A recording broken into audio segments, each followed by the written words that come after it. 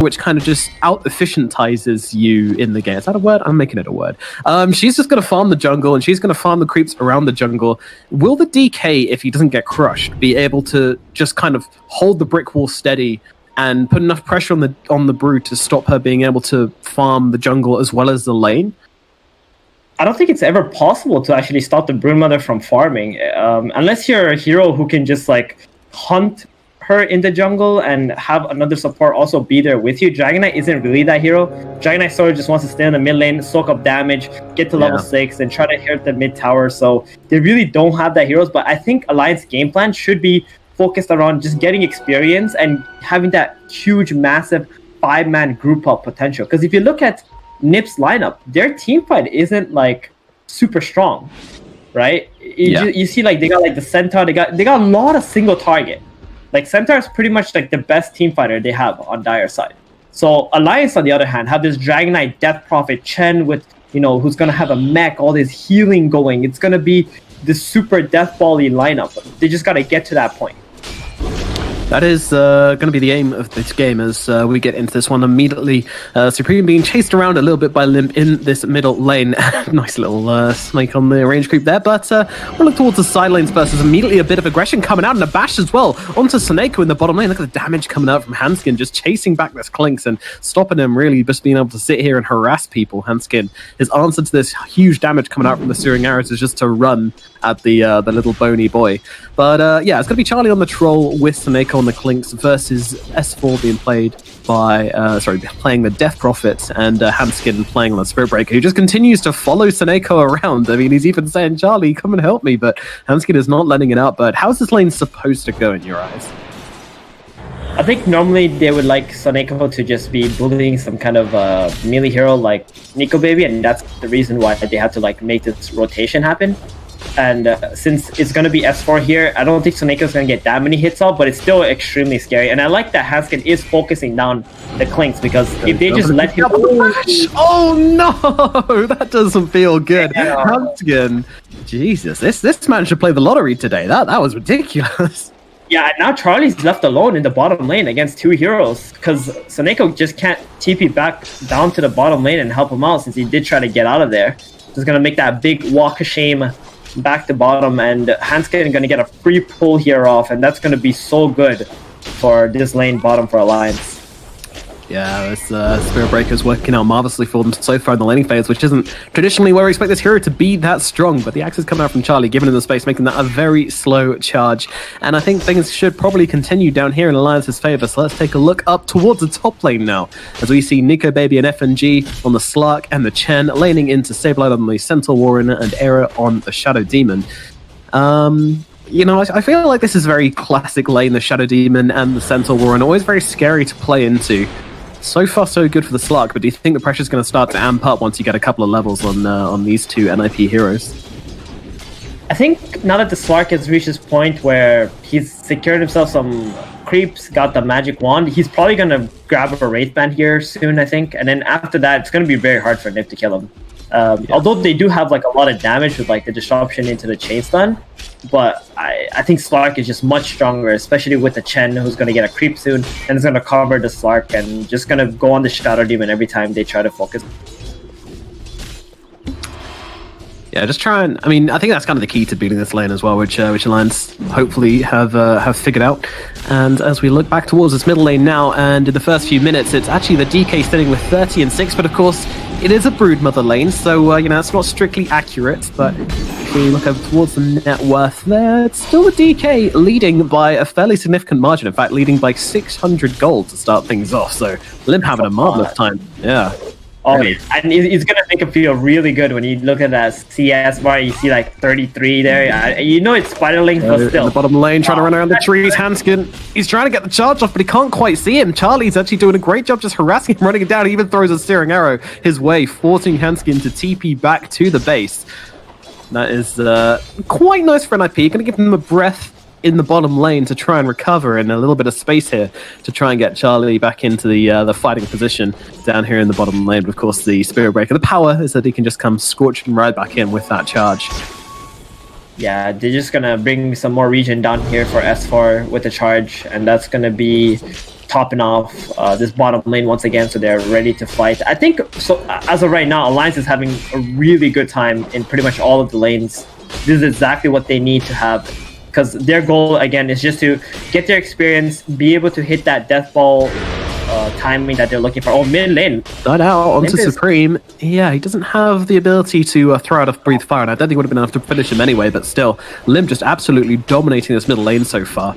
I mean, his CS looks ridiculous, his net worth is ridiculous, still keeping that 500 gold advantage over the Broodmother. So, yeah, I mean, we're having issues. This Spider is having some problems.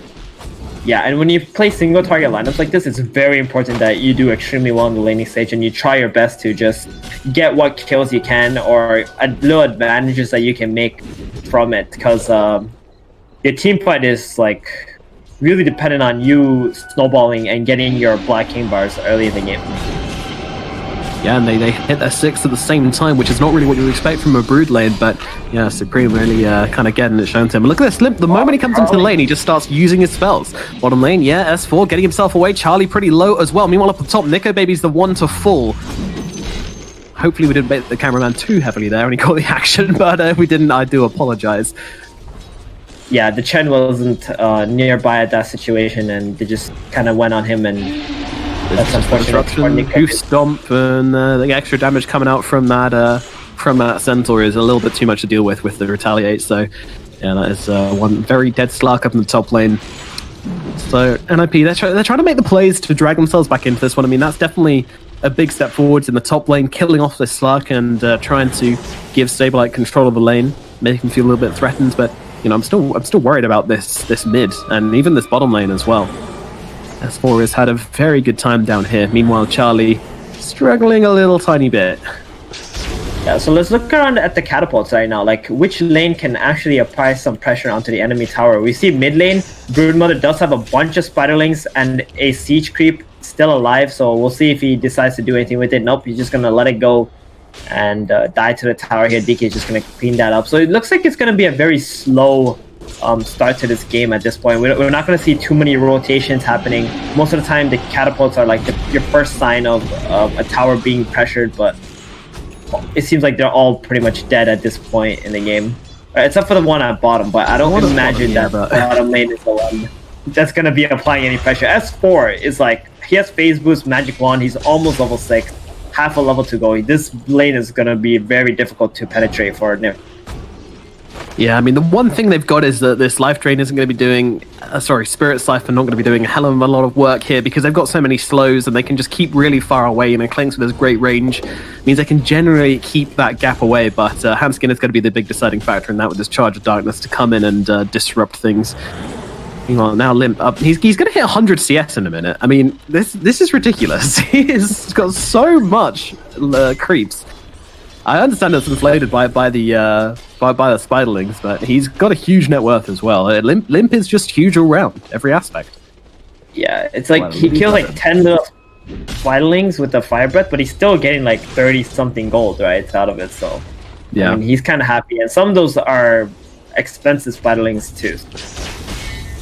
Yeah, spiderlings and spiderites. I'm not really into my spiderology enough to know which is more important, but I know one of them gives a bit more money, and Limp has been certainly getting a couple of those, judging by his net worth right now, but he's actually heading down to the bottom lane. He's popped the regen rune. They might be looking for an entry point onto Charlie down here. Let's see if they can find it.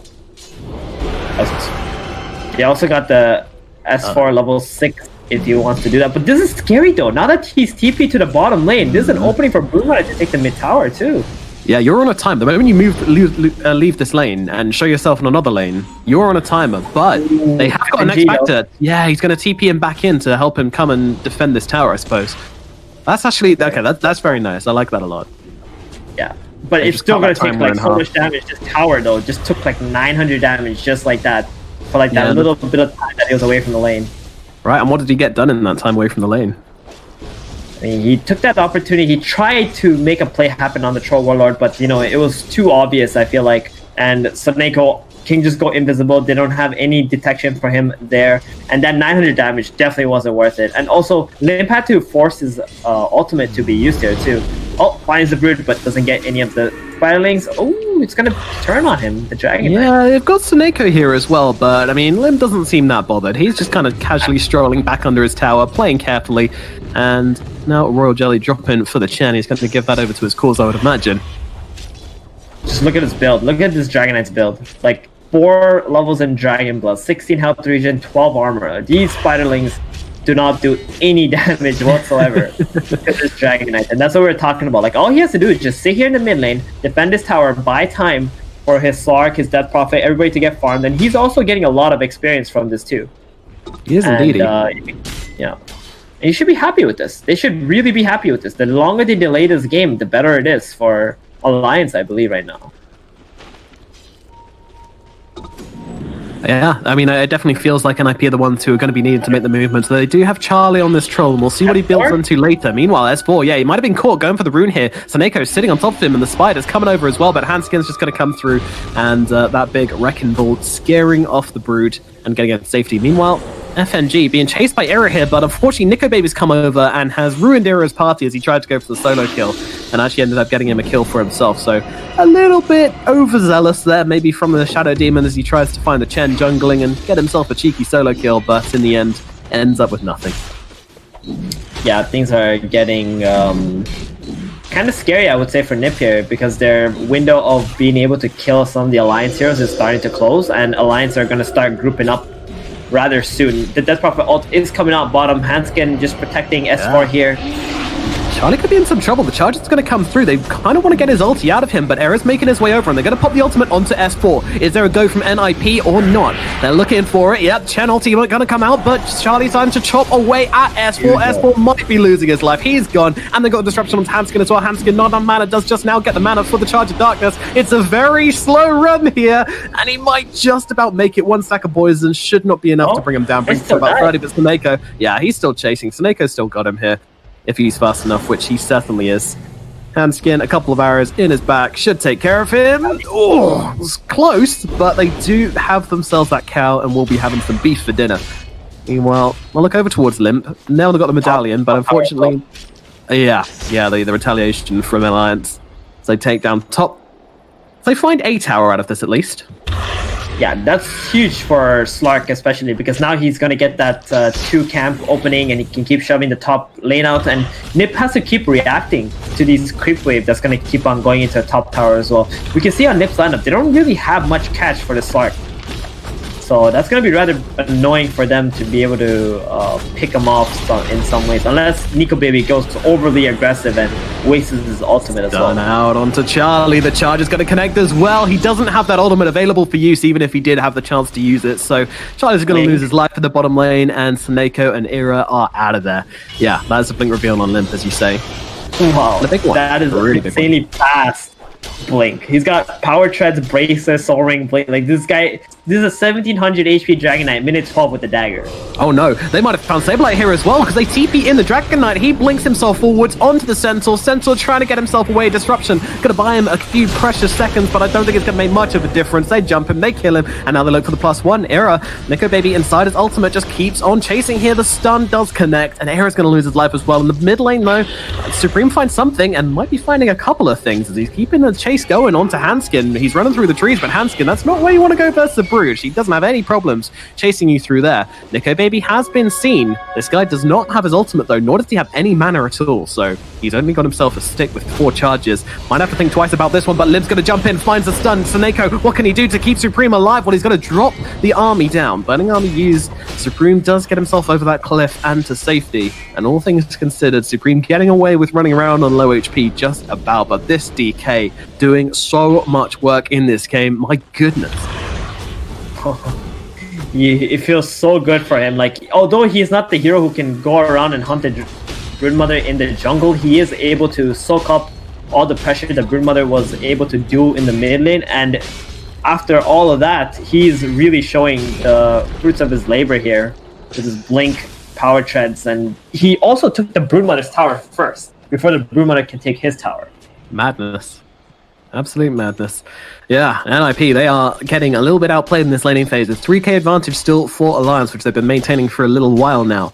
But things you know, that they are hitting some timings on NIP, but Alliance just seem to be hitting them so much harder. This Blink is just so much work for them. And I want to mention FNG as well. This guy has been absolutely pivotal in making this mid lane, making this DK the reckoning force he has become. He was the one who kind of allowed him to yo-yo down to the bottom lane and then come swinging back in whenever the Brood put on the pressure. And he's the one which opened up for that kill in the top lane for that Blink, well, second Blink reveal, I guess. I think FNG's been playing a really good game so far, and this is a guy who's standing in as well. You know, he's I don't know if he's here on trial basis or just stand in, but you got to think Alliance have got to be looking to this guy going, you know what, this is working pretty well. No, I mean FNG is definitely like a high Dota IQ player. This guy really knows where to be, and especially when you put a player like this. Oh, mid lane though. They're jumping onto the Brood. They've got the charge coming through as well. Exorcism being used. Alliance, they are all partying on down, but a huge stomp comes down from Saberlight. It's enough to save Supreme. It might well just be, but Hand of God turns it around, and Supreme's going to be the one to die, and it looks like Saberlight should be heading the same way as that Spirit Siphon does so much work to him. And looking forward, looking onto the Shadow Demon. Charge is going to connect as well. Error is probably going to be the next kill in this lineup here. Seneko, he's sitting by. He is invisible, but there's nothing he can do about this. Here comes the death ball. This is where they're just gonna be running around the map together as 5, being able to take towers out if they need to, or just follow the Dragon Knight, just hit some buildings up. They really want to see if they can get some bounty runes here, but Seneko already picked those up. So it's got to feel FNG. Is he being hunted? He's being stared at right now, and the Axes are going to come through. They've got the Hard Skeleton Army coming down as well, but the mech comes out from the Chen, keeping him alive. They've only got him to about half HP, and now the retaliation comes cutting on through. Charlie in some trouble, being netted up. Nico Baby's on top of him as well. He's got to pop the ultimate. He realizes he has to, but he doesn't really have a target. They're still chasing FNG through all of this, and they don't even bring him down. Charlie is going to be the death instead. Alliance, they just keep on responding, and NIP, they can't even kill a Chen. They can't even kill a Chen. I mean, what state are they in right now? Oh god, Supreme, not like this. Caught out in the trees. The hunting is relentless. The power, the just constant pressure from Alliance. Another big stomp in, but a little slug just about gets off the Shadow Dance in time. Saberlight trying to make it back to his high ground, won't be able to do so. Seneko runs him, and he'll drop into about half HP just from the AoE damage they've got. He's just got to slink his way back, keeping his eye on the Slark, stopping him from regenning. Nico Baby's saying, something's not right here. Is there a ward here? No, it's a cling. Yeah, he's like, there's still a ward. These guys have got this area really well warded, guys. Oh, wait a minute. Yeah, he figured it out, but they don't care. All these like single target lineups like this, like you're so reliant on winning lanes and getting kills. And it seems like they just can't take the team fight against Alliance anymore. Look at the items of Alliance. They got this mech on the Chen. This Death Prophet is about to have a Crimson Guard very soon, also a Blade Mail. And because he's playing against Shadow Demon, he's not going for the Yols, right? Because the Shadow Demon can just purge him and then he can't activate it anyway. So he's just building all these like great team items. And then the Spirit Breaker also going drums. Sark already has a drums. Like, they're just stacking all these auras on top of each other, and Nip don't even have any damage to even kill a single target. No, it's looking really, like NIP are just drowning right now. But, you know, time for that golden question. What needs to happen? What series of circumstances need to happen for NIP to find themselves back into this game? Well, they definitely need to see if they can pick off this Chen or the Spirit Breaker at the start of the fight. Maybe even Death Prophet. One of those 3 guys is probably the easiest. And hopefully from there, they can just start snowballing their kills. The Broodmother does have a Diffusal Blade now, and the Centaur Blink has been up. So those 2 guys really need to be able to play together and try to make some space happen. I would even consider smoking this Brood and Centaur right now just to get 1 kill and probably snowball off of that. Maybe even take a Roshan attempt and bring Alliance and start killing them out of position under some vision. But apart from that, if they just sit around here and just play next to each other without really taking any attempts of picking off Alliance and stopping them from grouping up, I think Alliance is just going to grow much stronger. And the stronger they grow, they're going to become invincible at some point. Yeah, it seems like they're kind of waiting for that timing. So waiting for Charlie to hit this Diffusal Blade. But as you say, you know, it kind of feels like they could be doing something just to put some pressure, just to fight back a little bit into Alliance, but they're just kind of letting them play the game at their pace. They're doing exactly what they want, and NIP seem to have very little say on how this game is going so far. We'll see if they can start to take control and do as you say right now. I mean, the good thing about the Clinks, at least. Oh, charge coming through. Saberlight, he's going to be the target of this one with Hanskin and Nico Baby on top of him. There's not much chance of Sentinel getting himself out of this one. Could pop the Stampede, but there's not really much point at this stage. He is gone. A little bit of Courier Micro just to try and get it away from the hungry eyes of FNG, and he will juke it around quite nicely. I mean, not a terrible death down here in the bottom lane. It's pretty far away. They're going to get a tower for this one as Seneko jumps in, but Limp's going to get on top of him right now. I don't think Supreme has any interest in saving him, as Seneca's just going to try and run him through the trees. And you know what? Limp's like, screw it. I don't need to collect links. They try to go for him, but they got to back off. Oh, this might be the opportunity here, but the center is dead. Heroes maybe caught out. Heroes trying to just keep the slot control, but no. S4, he's turning up to this one. He's got those ghosts, and they are ready to go. The stun comes out. Charlie, he can't die, but he doesn't have a choice. He's just going to get melted by the damage of Alliance like chocolate under a flame. He just goops away into nothing. 30 seconds without him. And just kept so low on net worth as well. I mean, look at this guy, 6k net worth. Now you look over at Nico Baby, and he's nearly hitting the 10k at this 20-minute mark. I mean, this is just an absolute wipe from Alliance right now. Yeah, and S4 running all the way from top, all the way to the bottom bounty runes. He doesn't want to give anything to Nip at all. They just keep going for objective after objective. Now, we got to consider that bounty runes and outposts are also objectives. You don't have to only get towers. Those things also give you gold. They're engaging, though. They're finding S4 here, and I don't think S4's got much of a counterplay. He's going to try and pop those Spirit Siphons, and actually, it's doing a decent amount of work keeping him alive, even with the Demonic Purge on him. It's still doing a great job at getting him back, and Saberlight trying to commit himself to this one, but the Hand of God coming out as well. S4, he's too tanky. He's not dying. Snakeo trying to get the TP away. Hanskin not even going to try and hit him up there. S4's going to be a little bit careful inside that Skeleton army. Meanwhile, they look over towards Era, but yeah, as you say, in mid, they're going for Supreme. Supreme is going to lose his life, so FNG dies at bottom, but it's a worthwhile trade as they'll kill off this fighter and they kill off Era as well. Alliance, once again, I mean, trading 2 heroes for a Chen, you will take that every single day of the week. FNG does not mind at all. In fact, probably quite happy about it. And Nico Baby, he's still looking at Charlie. Now they jump in, Limp with the stun straight onto him. Is there anything to save him here? There is. Saberlight comes through, and this allows him to get off that battle trance, but there is a Heaven's Halberd out on the Dragon Knight now, disarming Charlie, making him useless. They're going to throw in the disruption, but you are just simply delaying the inevitable at this stage. Try to make it to the high ground, but Nico Baby runs him down, and now looking towards Era as well. Ultimate comes out. Limp, meanwhile, looking at the backlines, and so they want Saberlight, but they get the kill onto Era regardless. Alliance just keep it coming. They just keep on serving up aces towards NIP, and they are struggling to return every single time. Oh yeah, I mean, their play bottom onto S4 was actually a really good idea by them, but they needed someone like a Broodmother or Troll Warlord to try and be there to deal the damage, right? This Blameo Vanguard is making S4 so tanky, and on top of that, he also has an Essence Ring, so he's got a lot more HP than you normally would expect, and this is why I think like Centaur and Broodmother really need to play together in this situation, because like this Troll, he's just so underfarmed with him. Now we look forward on to Saberlight. He's been caught out a little bit here, dared to go into his own jungle and try to farm. What a fool as he gets run down once again. Alliance absolutely owning the map at this point. I mean, you could say he made a little bit of space for the Brood to go out and try and farm the jungle, get himself this BKB, but they're just going to run into Roche now with this Dexter's and S4, not afraid to pop it. So I want to mention something. We were talking a little bit about FNG earlier, and one thing about FNG, like I know this guy for a long time. This guy is an absolute genius of the game, right? And now he gets this might be the first time where he gets to play with a player like S4, who's also a captain, and also another player who has extremely high Dota IQ. So when you combine these players like this, you kind of like, and FNG is a captain himself, right? So they can like kind of share the burden of the team, and they kind of amplify each other's like abilities because of that. Now you don't have to like have one person think of like the entire game plan or do everything for you. So you have like S4 and you have FNG, and on top of that they also have Hanskin, who I also believe was like captain in some of his teams as well. So they have a lot of great Dota minds going into this game, and they're able to execute like this team play, team push, snowbally lineups like alliances because of these kind of factors. You don't have to. You got like this one guy controlling everything. You got everybody, pitching in and having their ideas and like really utilizing, the comp properly.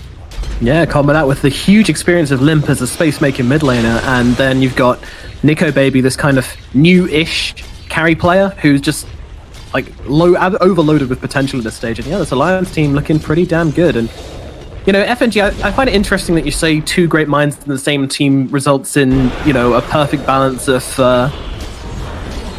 sharing the responsibilities, you said. I think that's not always the case. I think sometimes you have like a clash of minds. You know, there have been a few all-star teams in the past which haven't really worked out so well, but this one definitely looking really good, and you can see that when you talk to S4 as they jump forward onto Snako here. Snako, he's trying to fight up into Nico, not doing a terrible job, but will still lose his life. Flying back into this one and trying to make something happen as they jump in just to clear out those creeps.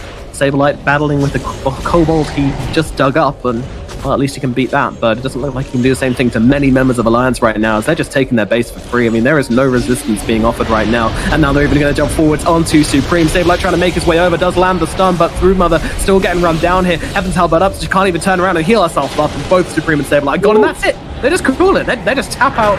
GG is thrown into the air, and that is going to be game number 1 inside 24 minutes, going the way of Alliance. And I mean, I didn't expect this series to be a stomp, but after this first game, I can certainly see it turning into an NIP. They got to dig deep in game number 2 and come out as... But multiple teams so far have opted to go for something like a position 4 Oracle or a position 5 Oracle, just to be able to get that counter pick on your other support. However, that Prophet is very flexible. It's not even your offlane and mid, it's also your position 5, right? I'm just waiting for offlane AA to make it into the meta. That hero is Zai so played good. it, right? Yeah.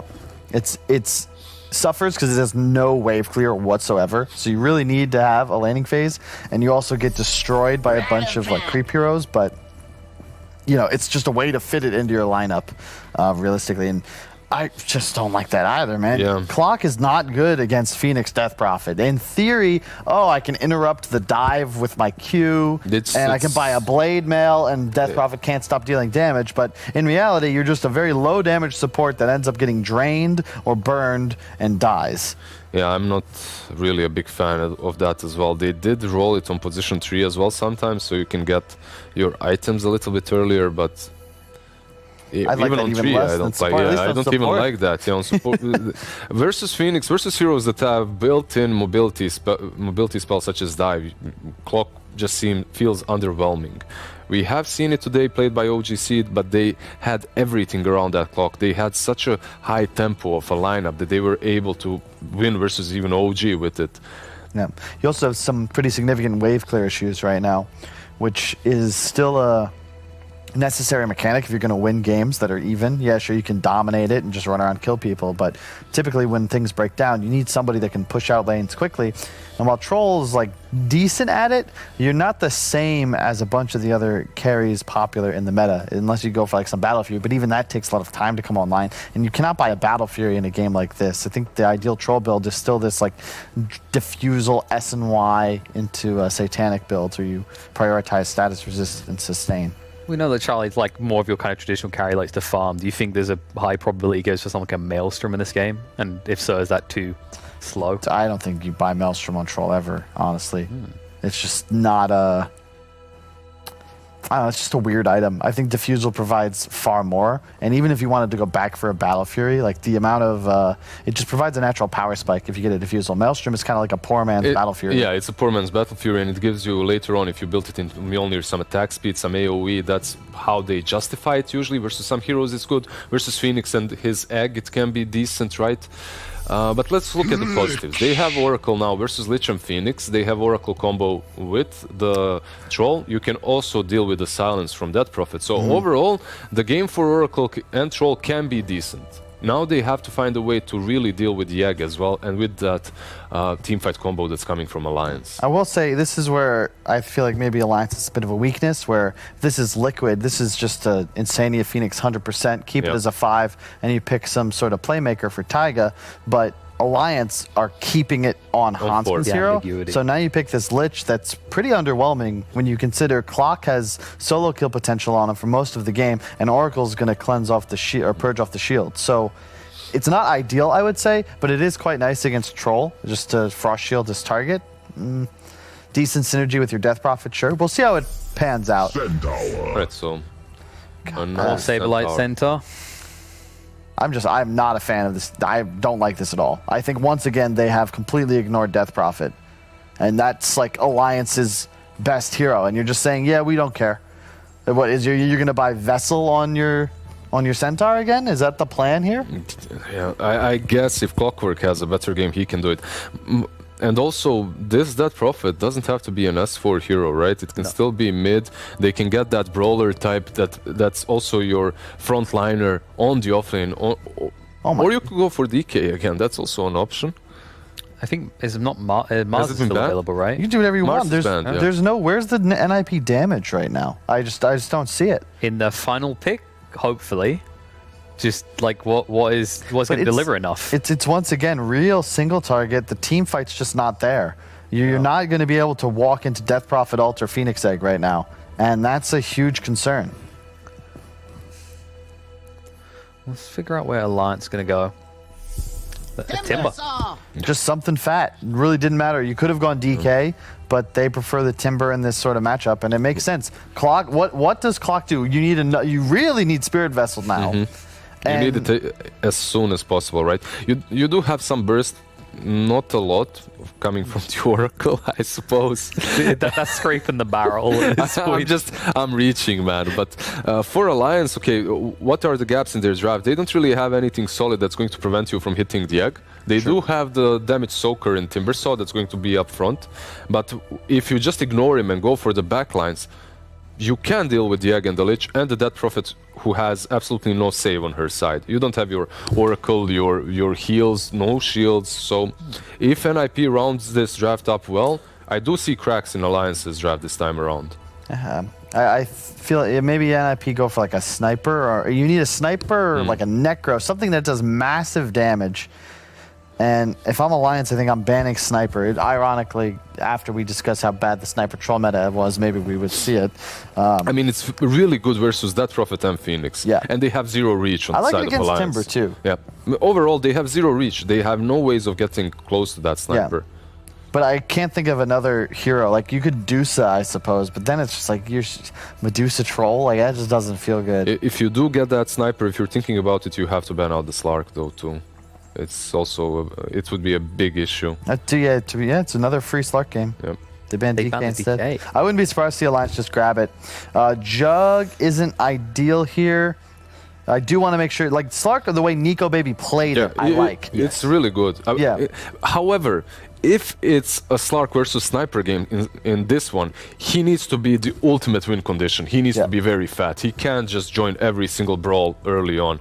But then again, I do see this problem in Alliance's draft, in which S4, he can reel in a lot of aggression, but if they play well against it, if they ignore it, they could just obliterate Alliance's backlines. What if they just pick a mid hero as well? It's always a possibility. You just put Nico on the Timber or the Death Prophet. I don't know. It's still open, right? And that's the beauty of these initial 4 picks.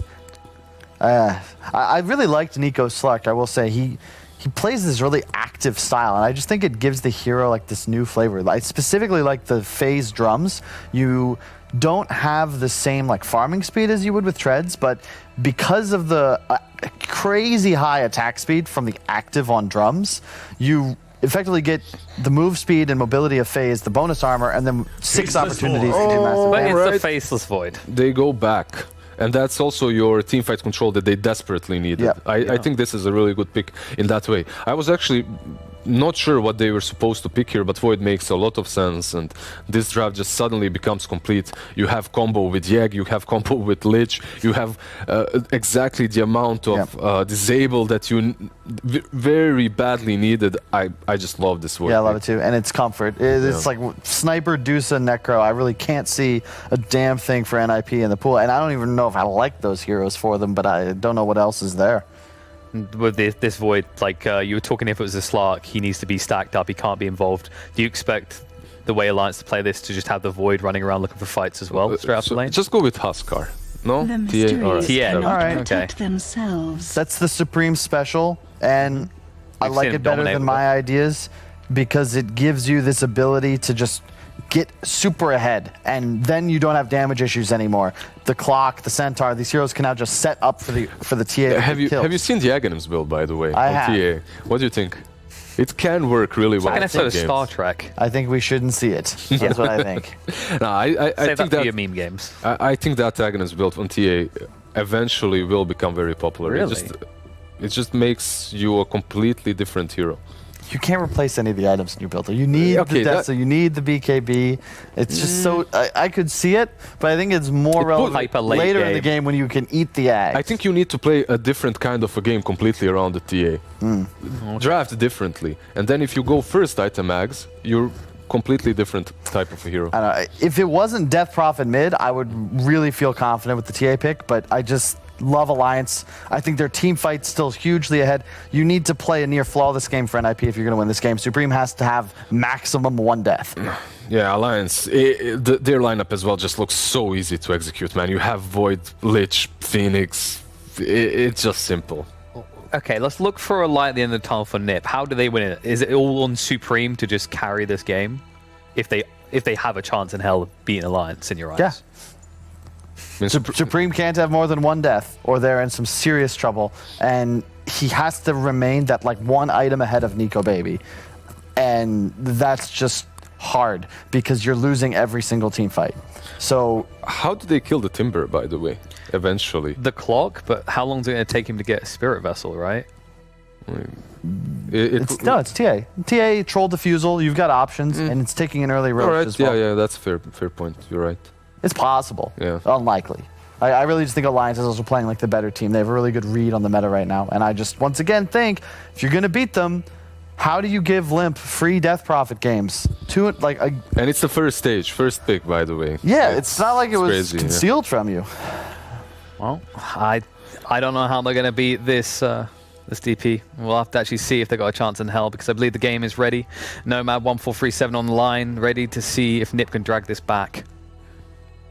Yeah, not a lot of love for the chicken in pajamas, and a lot of faith in the side of Alliance. Phoeben, we've been doing a bit of conversation. We were putting forward a lot of picks, and I gotta say, the last pick TA was not something we saw coming through. But do you think it's enough to save this NIP draft? Yeah, I mean, I feel what NiP is doing is they picked a lot of really strong heroes that have potential to win their lanes, and they need to snowball. But at the same time, like, they're putting a lot of pressure on themselves that they have to snowball here, right? I think one opening that they do have in this game that maybe the panel didn't mention was that if they can somehow ruin this Timber's game and make him like a non-factor, they could have a really good shot, I think, here, because Timber is not a really good hero. Playing from behind, he's just going to be a huge burden to his team. Alliance will just pretty much play with 4 other guys who can take team fights. And then at that point, that's when the TA can truly shine, where the enemy has some kind of a burden on their team and it can just run around and start killing the Lich, the Phoenix, the DP. These heroes generally don't do too well against minus armor. And I feel like that's probably the best opening that NiP has. Yeah, the Art of War, rather than aiming for the highly armored parts, just aim for the weakest link. And it's going to be Error actually able to sneak a bounty rune here, but that is just going to make it 1-for-1, so nothing really exciting happening here. Yeah, I think I am worried for Ninjas in Pajamas, but I think I have a little bit more faith than maybe the panel did. I see ways in which Supreme can take this game. I think Supreme is a very underrated player. I think he often gets eclipsed by Savelight in this team, but if he can really kick off in this game, that's what we're really looking to. But yeah, as panel did say, they believe this TA can do it, but 1 death is the moment. The moment he gets those 2 deaths, just GG out, boys. It's over. Yeah, oh boy, it looks like they actually swapped the lanes and they want the Centaur to be laning top. I think this is going to give S4 exactly the lane that he wants. And that's not going to be the best situation, because a snowballing Timber Cell is going to be pretty much impossible for NiP to bring down in this game. If you look at their damage, it's all physical damage. And Timber, we all know, once he builds up that reactive armor, you're going to need magic damage to bring him down. They don't really have much of that on NiP's side. Yeah, no, you're right. And Sableye even taking a bit of harass up here in the top lane.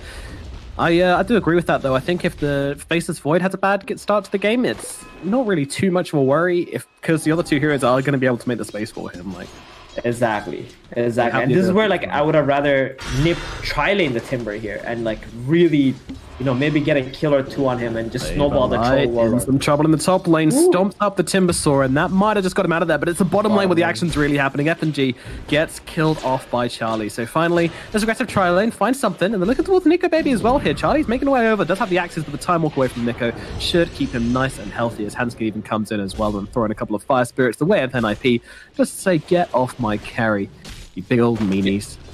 And look at Nico Baby, he's still got 8 lasses. He's fighting against 3 heroes bottom. And now, Hanskin has decided to join up in the bottom lane here. S4 already have that advantage on the top. Yeah, nice 2-man blast from Soneko, but it looks like Era might be the one in trouble as he got Frost Blast comes through. Jump forwards from Nico Baby. Do they see this as an opportunity? No, they will not. Era will just lose his life. That rotation catch them by surprise and getting them a very valuable kill onto that Clockwork, turning things around. But this is going to mean it's going to be S4 versus Saberlight, but you know, the old adage, if a Timbersaw is against a strength hero, he's probably going to have a good time. Meanwhile, the mid lane, Supreme getting a little bit low to Limp here, but he's got himself a salve to throw down as well. Does look like Limp's taking a really strong early lead in this middle lane, though. Oh, yeah. This is actually very commandingly, too, like 6-9-0. Supreme is quite behind in terms of experience in this lane, so we'll see how this will further develop. But I think Limp is just going to keep on pressuring him up here. He knows that he's got that gold advantage over the mid laner and that XP advantage. He's not going to let him go for free. And top lane, Saberlight, he just creep skipping here, and he's tanking so many whirling deaths from S4. S4 is just not giving this Centaur anything. No, he's really not. He's not doing too bad though. He's level 4 on the Centaur at the moment. Yeah, that's true. He does have the XP advantage because he was solo in this top lane to start with, remember? So yeah, he's got that going for him. But unfortunately, you know, still being a strength hero into a Timbersaw means that it doesn't really matter about your level advantage. You're still going to feel very pressured by this Timber.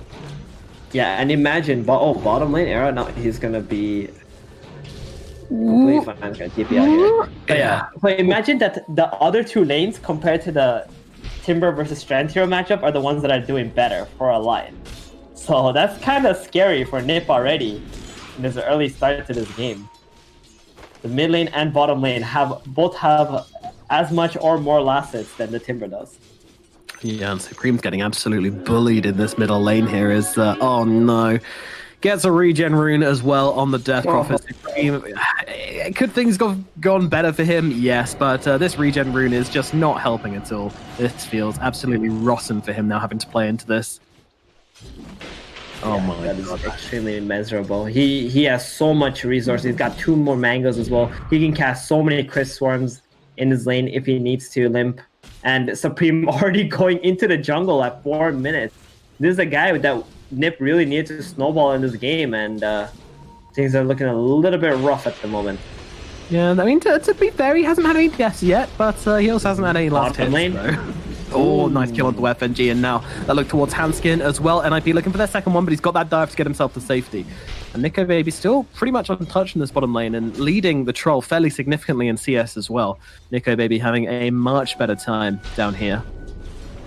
Yeah, I've been playing a lot of pubs lately, and like Face's Void just seems like such a powerful hero at the moment. Oh, Supreme has the TP on the mid lane with the exorcism being gone on him.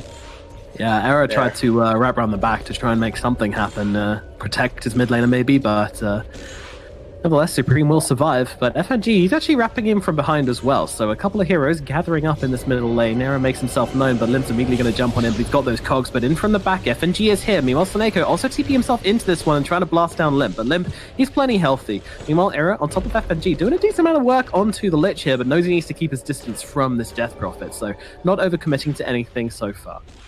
Oh yeah, I love this movement from FNG here. The catapult is coming to mid lane. Limp is already snowballing his mid lane, so they're just going to apply that pressure. FNG just around Limp, just in case Nip try to make any plays onto him. And because FNG did this and the tower mid has been dropped to 190 health, Era and Soneko had to move mid lane to help out Supreme defend the tower. Yeah, and all of a sudden, this troll is just left bottom all by himself. And you can't afford to leave your carry in a lane, especially in the off lane, all by himself like this. That said, there was a heroes brought in from both sides, so I think this matchup remained pretty even. But it is still Nico Baby just getting more creeps, basically. He's just hitting more creep. Yeah, he could be run down here, Seneca. They're going to try and pop the ultimate, but unfortunately, it's not enough. He clicked on himself. Oh, God, that is not the time for a play like that. They are trying to get under his skin. Oh, they know he messed up. He healed himself on accident. Yikes. We caught that too, right? I certainly did. That was, wow. I just feel this game is just a complete emotional test for an IP at this stage. As Supreme tries to turn it around, Limp actually losing a little bit out in that engagement, and Supreme might even go for this one, coming onto the high ground, but he doesn't actually have any points in the Meld Strike and doesn't have Refraction up available either, so lacking on the damage front to really bring down. But Era coming behind the tower here, but Limp's actually healing up pretty nicely from this one, and now we'll just turn around with the Grip Storm. Era, get yourself away, he is going to survive, but now Supreme left alone, going for the TP out. They don't have the cancel, so Supreme will make his way back under his tower, surviving this engagement. Meanwhile, in the top lane, S4, yeah, he's taking the tower. He's just hanging out on 60 CS. And look at Saberlight. Look at Saberlight. Oh wow, yeah, this guy. There's some wonky shit happening up top lane. Like S4 is behind the tier 2 on the top lane. Saberlight is behind the tier 2 in the bottom. Jeez. Oh my goodness. I feel like the difference here is that the Centaur can stand the tower. The Timbersaw can stand the tower, and Centaur kind of can't. So that seems to be where the difference comes in. But yeah, I mean, the Saberlight's doing okay on net worth, but S4 is just absolutely humongous. He is giant, and he's just a big boy. Meanwhile, Hanskin, they're trying to go onto him, but they won't finish the job. And now Lim just popping the ultimate with S4 coming in from behind Supreme, losing his life so quickly. They do get the kill onto Hanskin, but they will trade for Supreme, which is a very nice trade for Alliance indeed. Oh my god. Oh yeah, and they're gonna get another tier 1 tower. That's 8 minutes, 2 tier 1 towers dead. You don't normally see this kind of pace of the game nowadays, like as to like when the tier 1 towers die. Normally you see them die like after 10 minutes, but all of a sudden S4 just moving to the bottom lane. Oh, just gonna TP top, go for Saberlight here. But Saberlight is gonna TP out. One Shakram is gonna connect. Oh my goodness. Yeah, that was legit. That was some real star sense there by Saberlight. He really felt like this Timber might be TPing in for him, because I think he TP'd in the fog, right? Behind the trees there. But perfect timing by Saberlight there to get out of the top lane. Yeah, he knew something was up and got himself away. So, I mean, all things considered, the gold advantage isn't ridiculous for it. It's not as bad as it was last game somehow. I mean, they've had the equal amount of kills on each side, I suppose, so that does make a difference. I guess the tower map control is what's struggling right now for Nip here. Yeah. Yeah. I'm surprised though. You take 2 towers, you seem to dominate every lane, yet somehow there's only 1k gold advantage. I think it's mainly because the Centaur is was completely free farming top as well, because he was behind the creep waves. And on top of that, S4 has moved from like top to mid to bottom and like back to top, and he hasn't been hitting any creeps for like 3 minutes now already. So even though he's the highest net worth, he could be much higher if you just stay top, but he wants to like apply some pressure on the map instead. And Troll gonna TP where Hanskin is for the outpost. Yeah, but look, Saberlight, he's waiting, he's playing catch. Will he find him? Hanskin on the run, but they're gonna pop the Stampede to try and get this kill, and they should bring down this little flaming pigeon. See you later, Hanskin. That's a kill going the way of NIP. I think I've seen Hanskin die the same exact way before in another game, where he took the top outpost. He's always dying for this outpost on the top lane, especially when they're playing Radiant. But it's a really well-timed outpost take, and he does give a bunch of XP for his entire team, even though he did die like a Stampede, for a death, and the outpost I think it's just cut down. Oh my god, Death's Fall. He just casually strolls into the top lane and just straight up executes Saberlight. Wow. Kind of, Jesus, that was brutal. That was a lot of damage. Poor guy. Goodness. I mean, that's what happens when you farm towers on low health and there's a Timbersaw in the game and you're a strength here, I suppose. It's, And bottom tower now, Limp gonna commit to this with his exorcism. That is an arcane rune exorcism, so it's gonna be up. Oh, he's finding a little today, isn't he? Yeah, indeed. And you just sitting behind, making sure everyone's gonna be nice and peachy as they take down this bottom tier 1 tower. And this should be every tower gone before the 12-minute mark for Alliance, which is quite frankly ridiculous. But there we are. I mean, still not a huge net worth, but I mean, as you say, it's the map control. This will translate into a higher net worth lead down the line. Right now we're not seeing it, but as Alliance are allowed to just freely roam the map, and NIP are a little bit more honed in, they are going to have some issues arising. It's also going to be a lot more difficult for NIP to help one another defend towers or like when they're getting gone on, because these tier 1s are dead, and they're not going to be able to farm up so... Era. He's going to jump down on this. I'm not sure that's a play because Supreme is there and he's going to take himself a little bit of meals on wheels. Meanwhile, S4 will bring down Era in the end, but they're going to use a Stampede to get Supreme out of danger along with Soneko. So saving 2 lives with 1 Stampede. That's what we like to see. Meanwhile, Saberlight once again taking it, but this time the Chronosphere is going to come down onto him and allow Limp to get in time. Saberlight running to the tree line. Here's Spirit Siphon comes in, and a nice bash from Nico Baby cuts down Saberlight. S4 mid too. Oh my goodness, they are just not stopping. Supreme is here trying to deal some damage towards S4 and, punish him a bit, but they're already out. Yeah, I mean, that was huge for bottom lane. Like, this faces Void, like, he's just going to keep on chronoing the center every time he tries to make space like this. He turns around with a Sinister Gaze, but unfortunately, it's not going to make much of a difference to his fate. Supreme, again, cutting down another. And I think we've got a slight issue arising for Alliance in that they keep giving Supreme, these little side dishes here, a couple of fries, a couple of potato wedges, but you can still get full of that stuff. And Supreme, he's already got his Mithril Hammer and heading towards that Desolator at not such a bad timing anymore. Yeah, but I mean, we were talking about how these cores are super fat on Alliance, but the 2 supports on Alliance both have 6 deaths in total. That's all the kills that NIP have at the moment. So they're going to have to tone that down a little bit. Maybe they're feeling themselves a little bit too much here and just realize that they are pretty much the focus of every single fight because the cores on Alliance are just so farmed. They got so many items. They're extremely difficult to kill as well. Every single one of them have some way of like either gaining health back or they have some kind of armor boost. Like, it's just, these are really annoying cores to kill. So the Alliance supports, they got to play a lot safer and behind the cores. So what do you think about the way that NIP has played this game so far? Coming out of a really rough laning phase, but somehow being able to stabilize now. Do you think they're playing this right?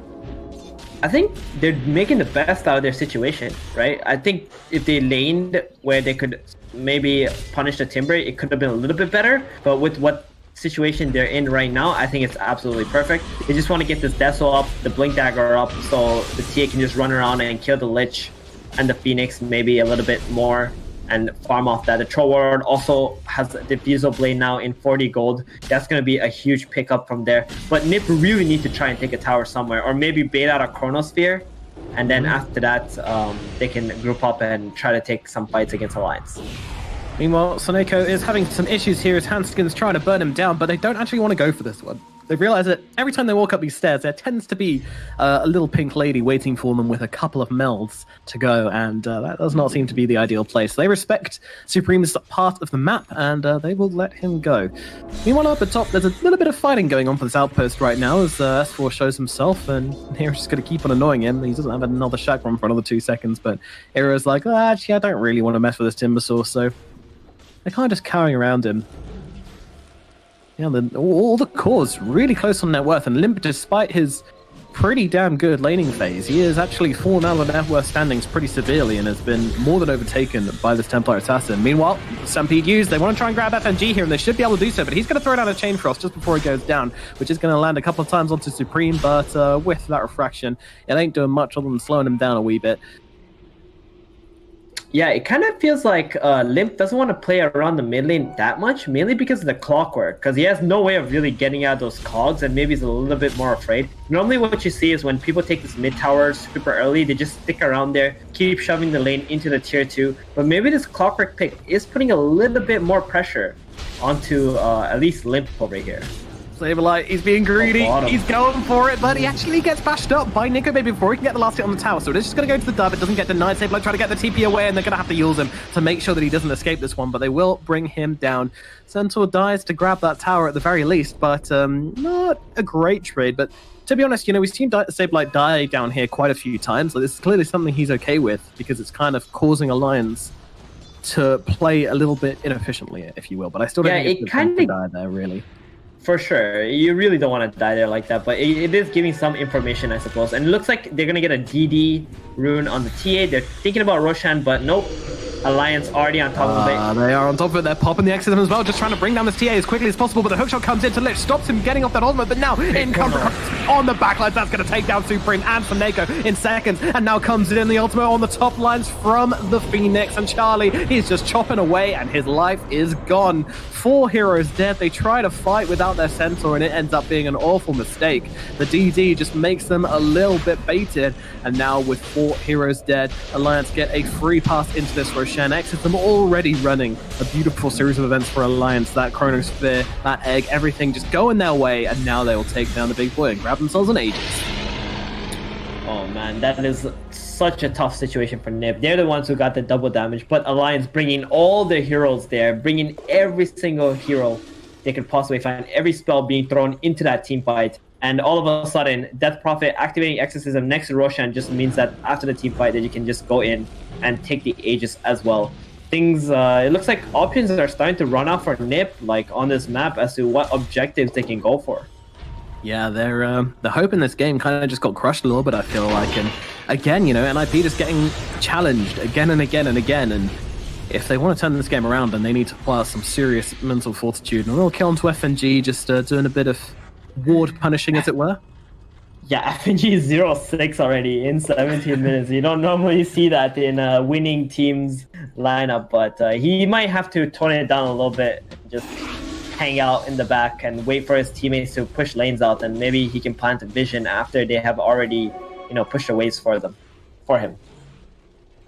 They're going for something here. Smoke comes out, and Smoke's going to get popped by Eris. They know there's someone in this middle lane, and they're trying to bait with their cores. Interesting, and they're going to find FNG. Is that the hero they want to get on him? Well, they will bring him down, and now the Stampede being used by Sabler to try and get himself out while everyone going in. They're looking for a spore. Meanwhile, Nico Baby turns up to this one. Doesn't have an ultimate, but does have an Aegis, and he's happy just to hit people. Meanwhile, Charlie left alone. His team have kind of bailed him now, but not Soneko. He comes in, gets the ultimate, saves the day. Meanwhile, S4's having some trouble, but Charlie changing targets over towards Nico Baby instead, but he's taken so much damage, he's probably just going to lose his life once his ultimate dead. He doesn't, but die he certainly will. And with 2 heroes dead on the side of NIP, they decide to call it, but Supreme trying to get himself back. He's okay, it looks like. So again, you know, they're really trying hard to make this happen, NIP. Maybe they're forcing the issue a bit too hard. Is this the kind of play you want to see them make in Thebes? I think it's good that they're trying to play aggressive and trying to make Alliance make mistakes while the Chronosphere is on cooldown, because that's pretty much their only opportunity to fight. If they wait any longer and the Chrono comes off cooldown and Alliance also has Aegis, it's going to be really, really difficult to get any kills in the fight. So I think they have to take plays like those and make risky moves if they want to come back into this game for sure. Even into the goal lead. Yeah. The goal lead looks like it's only 2,000, but I feel like Alliance's heroes are just better. Yeah. So that goal lead is like very misleading in the sense of like how close this game is. We know that they fight really damn well as Oracle gets silenced up here, running away from Limp, and Neil's just going to make sure that this Oracle is most certainly brought down. No ultimate either, so it's going to be a pretty clean demise for poor old Soneko here. Meanwhile, Supreme trying to defend this middle lane. Does have to be careful as Nico Baby's on top of him. He's got that Chronosphere if he wants to shove it down here. I'm not sure he's got enough damage to take Supreme down from 100 to 0 with that refraction on, so yeah, they're just keeping their distance, showing respect, but at the same time might be giving up that tier 2 tower here. Meanwhile, Hanskin going down south, but this time the outposts are going to go one apiece. Yeah, Alliance is they're really thirsty to try and use this Chronosphere as soon as they can so that they can go back into farming. How most of these professional players like to play is like when their things are off cooldown, they want to go and activate it and try to get a kill or some kind of, you know, little bit of tempo, and once it's on cooldown, they can just go back and jungle. So this Phases Void, like Nico Baby, he doesn't feel comfortable just hitting creeps at the moment, unless it's like in a very aggressive position, so that if they do come to him, then he can just kill someone off and then go back into a defensive position of farm. I love Nico Baby there, just pump faking the Chronosphere, trying to force this TA back into base. It's like, no, you don't get to hit creeps. I decide what you get to hit. I've got the Chronosphere.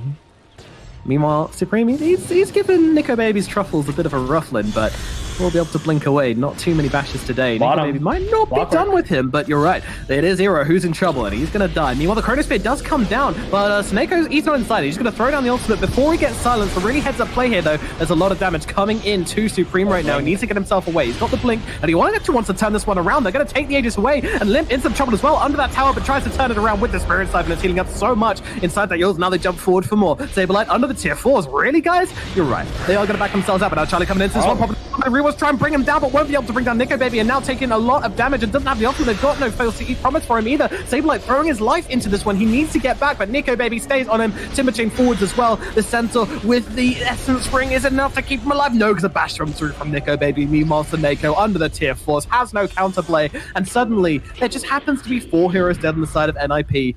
So close to going their way, but just a couple of hundreds of HSPs in it, and they can't bring down the heroes they want to, and they end up losing 4 once again. Dude, they're like farming behind the tier 2 towers. They're like killing off all the creep waves just like that, waiting for the creeps to come and hit the towers. And like, NIP are locked in their base. They can't get out anymore. Their only play right here is to smoke up with the Centaur and the Templar Assassin and a dagger and try to like get on the map by killing somebody off. And they have to do it. Like if they don't, Alliance are just gonna run away with this map. Suddenly the goal lead went from 2,000 to 7,000 in like a matter of a minute. Yeah, this net worth graph is starting to really take off now for Alliance, and I just find the way they played it so interesting. I mean, obviously this is draft from theirs is perfect. It's looking fantastic, because even though they only had a very slight gold lead, in fact, some points didn't even have a gold lead in this game, but there's been no point in this game where you've thought they're not really far ahead. Just the way they're playing. But now they're going to look for something, and they're going to find FNG. That's a nice little entry kill, but I don't think they're going to turn it into much else. Though they're going forward onto Limp here, and they are going to be able to claim that Stampede, slow him down. Now everybody else getting on top. The heal's coming out from Hanskin, though. He's also got a Supernova. Should he want to use it? Can they take down Limp, though? Limp with the Spirit Siphon doing so much work, but they will be able to bring him down with the ultimate from Charlie. Now they look over towards S4. This could be the fight they're looking for, but Charlie, he's running out of health. He's dead. Supreme as well being controlled up by S4. He's on top of him, and Supreme's going to die as well. 3 heroes now missing on the side of NIP, and it is just an escape plan now. Era running one way. Saberlight, he's managed to get himself out with a blink dagger, but Era might not be so lucky. He's going to try and play Ring a Ring in the Rosie with S4 through the trees here. Is S4 really that bothered about Era? He does seem to be, but he's really struggling to kill off this Clockwork by himself. He's got a Yours, though, to hold him still if someone else wants to come over. It's going to be a slow one, and pulls out from Oracle. All right, chat, let's hear it. 2 minutes. Wow, okay.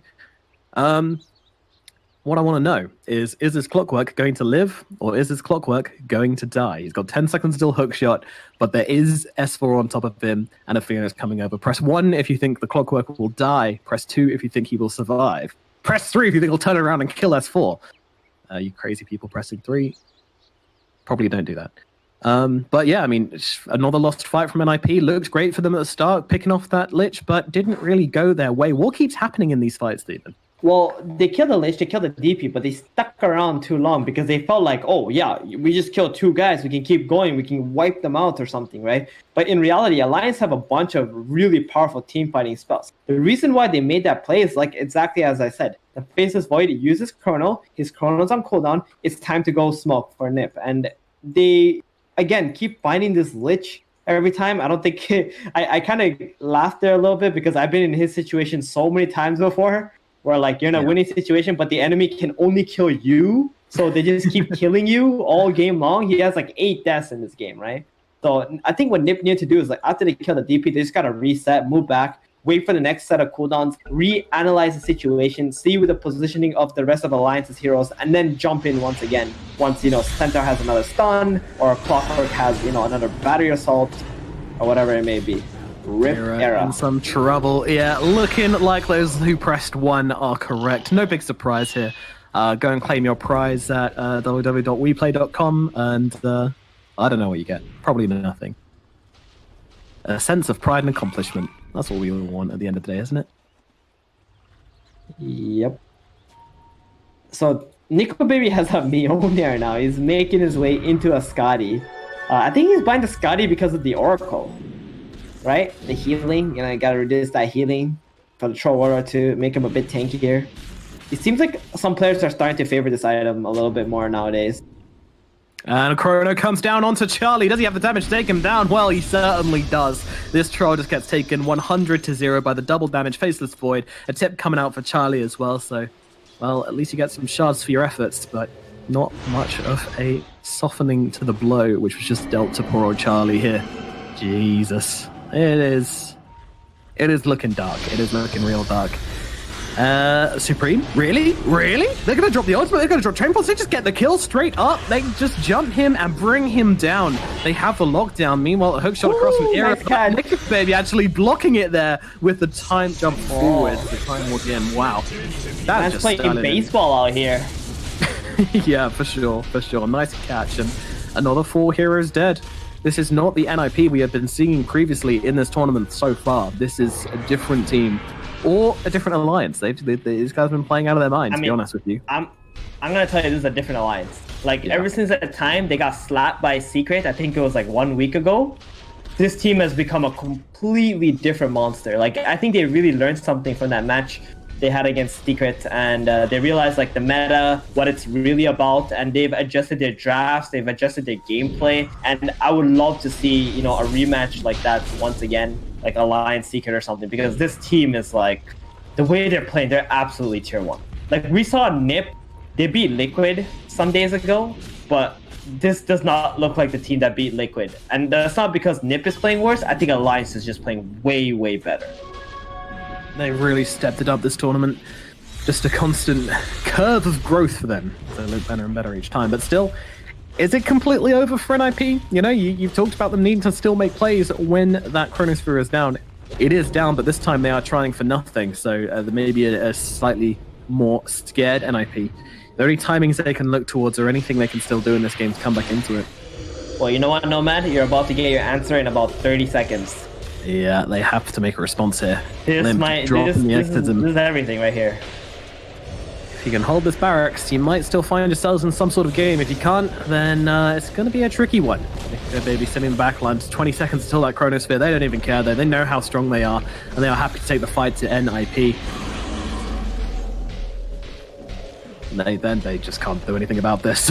Look at Charlie's just taken so much damage from the ghosts alone, and well, they don't finish the job. Hook shot in the backlines onto FNG. Era trying to bring down the easy kill, and they will get this one. But now, how do you recover? Where do you go? Era might lose his life. Stampede being used to try and keep him alive. Meanwhile, on the high ground is Limp, who could be in some trouble. Charlie, they're going to drop the ultimate down on top of him to keep him alive, but really, I mean, what's this going to do? I think he's still dead anyway. He's trying to make it back to the fountain, but he's even got a Spirit Vessel, and then boom, he's gone. And now they look over towards Saberlight as well. Saberlight's stun going to land onto nothing. Nico Baby just playing it carefully, and now the Chrono just on the edge, holding Supreme back. There's nothing they can do to keep him alive, but TA is dead as well, and they'll even find the Oracle on the sidelines, the extra +1.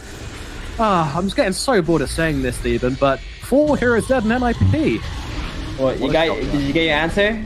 Oh, wait a minute. We might get 5 heroes dead on NIP. No, he's back inside the base. Era respawns. But yeah, they've got the top barracks. They're looking towards mid now as well. Alliance, they still have the Supernova, but I mean, to be honest, they don't even feel like they need their ultimates anymore. They've had their fights, they've had their kills, and now they just feel so much stronger. And that's because they are.